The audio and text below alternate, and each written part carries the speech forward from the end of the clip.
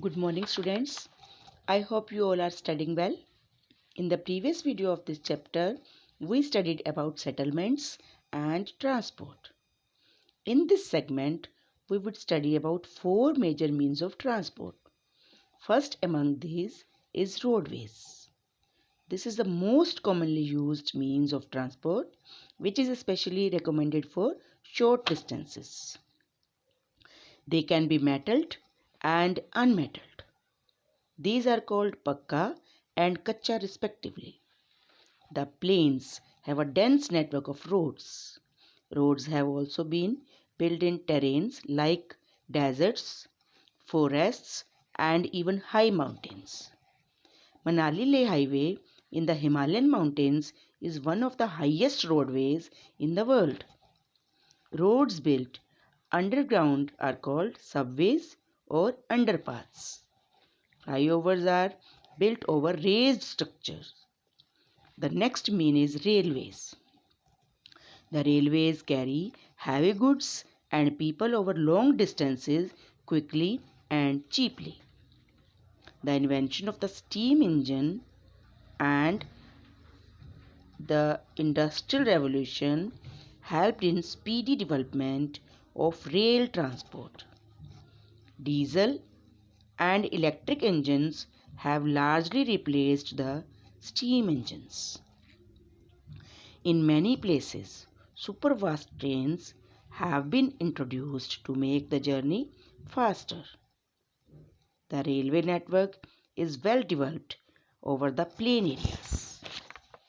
Advanced technological skills have enabled laying of railway lines in difficult mountain terrains. Also, but these are much lesser in number. Indian railway network is well developed. It is the largest in Asia. Let's move now to waterways. It is the cheapest mode for carrying heavy and bulky goods over long distances.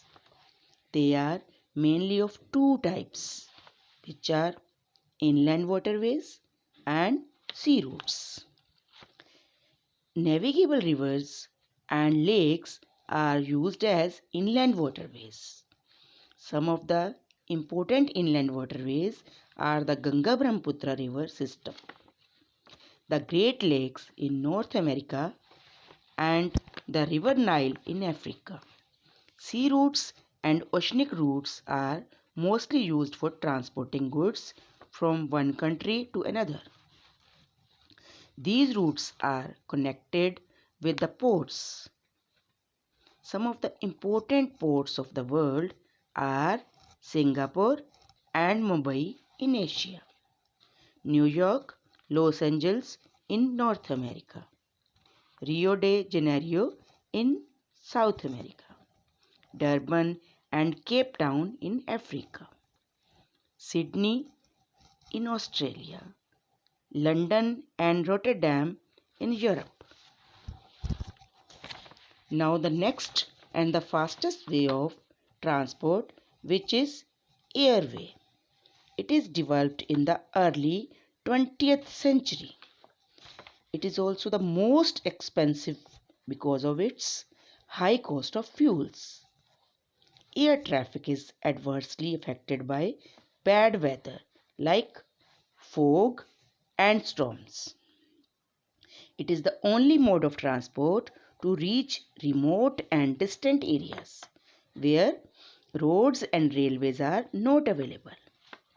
Helicopters are extremely useful in most inaccessible areas and in the time of calamities for rescuing people and distributing food, water, clothing, and medicines. Some of the important airports are Delhi, Mumbai, New York, London, Paris, Frankfurt, and Cairo. Let us now learn about communication. It is the process of conveying messages to others. With the advancement of technology, human beings have developed new and fast modes of communication. This advancement has brought about an information revolution in the world. Different modes of communication are used to provide information to educate people and to entertain them.